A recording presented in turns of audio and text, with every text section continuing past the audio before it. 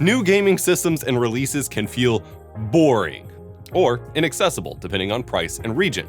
Maybe you just want someone to breathe a little new life into your older faves. In this episode of RetroPulse, let's take a look at recent releases for Sony's legendary PlayStation 2.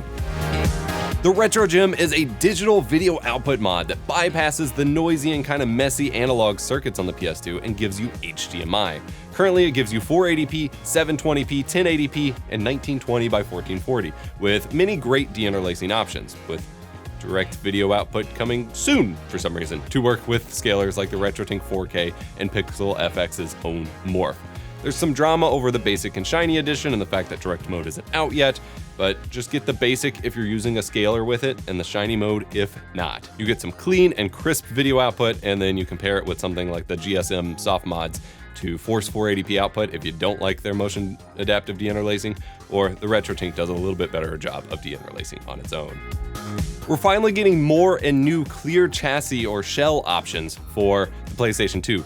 Lots of these have started popping up lately, especially on AliExpress. I'm desperately in search of some cool, translucent, brightly, colored ones rather than just the clear. AliExpress has a few clear ones, but there's not really much by way of actual, colored ones. So if you have any of those or make them, hit me up. I absolutely want to get a hold of them. A translucent pink one has apparently popped up on eBay twice for the PS2 Slim, but I can never track it down, so I am trying my best. But the fact that we are getting more of these and more companies and groups are kind of investing in making shells again for these older consoles is huge, as I'm finally at the point where I want to start modding mine up and getting new, looks to them and things like that, and I want to get my hands on the hardware, and it's a lot harder to find these days. But there are lots of groups making shells for older consoles now, including one that's taken surveys about which one they're going to make for the original Xbox. So it is my hope that the PS2 is coming soon.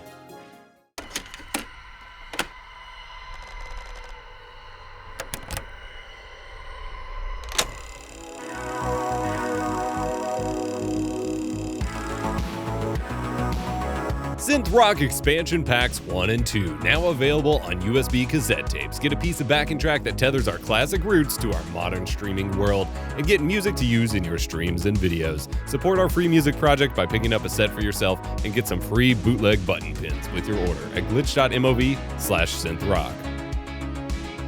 I am so tired of losing my saves. I'm so tired of swapping memory cards for 10 minutes when I just want to play my game instead of having the save where I want and having, being able to back them up so that I don't lose them permanently. Maybe being able to play with them on the emulators too. The MemCard Pro fixes this. This is the dream memory card, which holds up to a 2 terabyte MicroSD card for basically unlimited game saves. Like you would never ever in your life need more than this, even on like a 16 gig card. It has Wi-Fi transferring to transfer to your PC if you want, or cloud backups can be scheduled automatically with it. It has a game ID system that allows you to identify what game is being played and automatically switch to a dedicated virtual memory card for that game. One of these already exists for the PS1 and the GameCube. You press a little button on the side to swap between the VMUs or virtual memory cards and use it as normal. And the PS1 card has X-Station compatibility in Game ID, which automatically detects which games you're running even from the X-Station, which is freaking cool. The PS2 one, which is shipping soon or nowish, depending on when you pre-ordered it, expands this with a bigger OLED display, externally powered USB drive support, the ability to act as an SD card reader on your PC if you don't have one, which is kind of wild, and the ability to work with both PS2 and PS1 games on the same card, with planned OPL integration support coming soon so it can work kind of like with X-Station. This is wild. You can also launch FreeMake Boot from it too, which doesn't make sense in my brain. I've had one on pre-order all year. I think I just got the shipping notification, so I cannot wait to get mine in. The awesome people over at Retro Fighters have been going through and making baller updated game controllers for older game systems, and I frankly cannot get enough of them. 8BitDo does some cool stuff too, but I am all in the Retro Fighters camp. The latest is the Defender, a wireless controller for PS1 and PS2 that updates it to feel a bit more modern and have great battery life with USB-C charging. They include receivers for PS1 and PS2, or it works with the PS3, PlayStation Classic, Nintendo Switch, and PC as well over Bluetooth, which is crazy. Now, I have seen some complaints that using it as a Switch controller doesn't necessarily work because of the button layouts. It's really annoying and no gyro, but for PS2 replacement controllers, as I have been wanting better wireless controllers for the PS2 for a long time, this is wild. I love many of my OG DualShocks. I even have some cool colored ones, but I really just want good wireless controllers for when I don't want the cable mess in the setup, and these are absolutely perfect. Just make sure you don't get the Bluetooth edition, as the Bluetooth edition only works with PS3 and up because it doesn't have the receiver and the wireless tech for that for the other, the older PS1 and PS2. This next one is not brand new, but it is huge if you didn't know about it. OPL is the Homebrew software used to run PS2 ROMs from your hard drive or from SSDs or USB drives or whatever when you soft mod your PlayStation 2. It went like 15 years without major updates, but the latest round of updates from Grim Doomer this year finally expands the hard drive maximum capacity beyond the 2 terabyte cap that it was at before, beyond any hard drive size we have today, along with exFAT hard drive formatting support, meaning you don't need to use these crazy kind of Windows XP built programs to transfer your ROMs to the drive. You can treat it like an external drive and just drop your files straight in there in Windows or Mac or whatever. This is an amazing update, but frustrating to release right as I had spent 4 months earlier this year perfecting my own perfect free FHDB, free hard drive boot instead of free memory card boot, image to share with you all to make soft modding the PS2 easy. As soon as I was finishing that project up, this update dropped and made it kind of redundant. Just be careful using USB docks for your hard drive or SSD to format it, as Tito from Macho Nacho Productions found that USB enclosures seem to mess with the sector sizes for the drives, making them not work with the OPL update. But if you install it inside of a computer and then format it that way, it works fine. Using the exFAT hard drive formatting requires using a memory card free McBoot soft mod method rather than being able to use free HDD boot. But there is, Grim Doomer is trying to work to make sure that can work with free HDB too. So in the future, it might work. This means you can keep so many more games, given that the PS2 is a DVD era system. The games take up a lot more space, and 2 terabytes could not fill a whole library.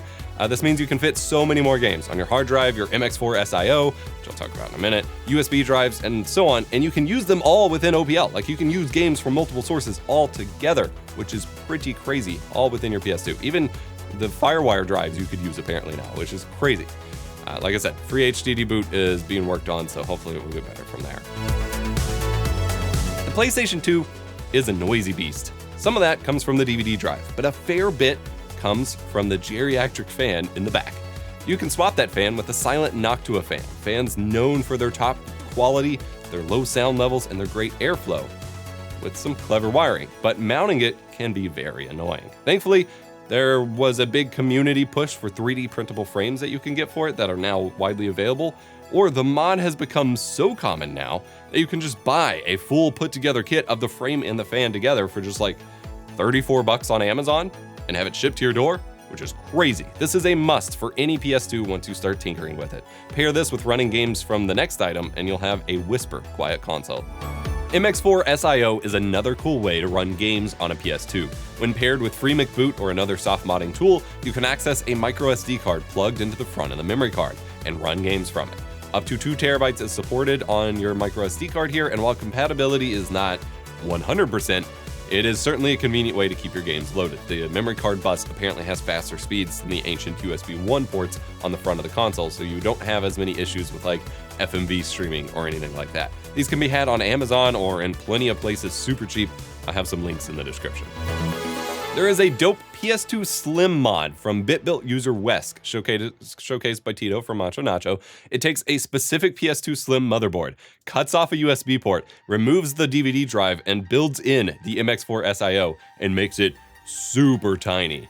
I'm thinking you combine this with a MemCard Pro, obviously the MX4 SIO, and the Defender controller and the USB-C power mod to remove more ports and make it even smaller, and it would be the ultimate tiny console. I think it could go one step further, but this is amazing. I recommend go checking out Tito's video on it if you missed it.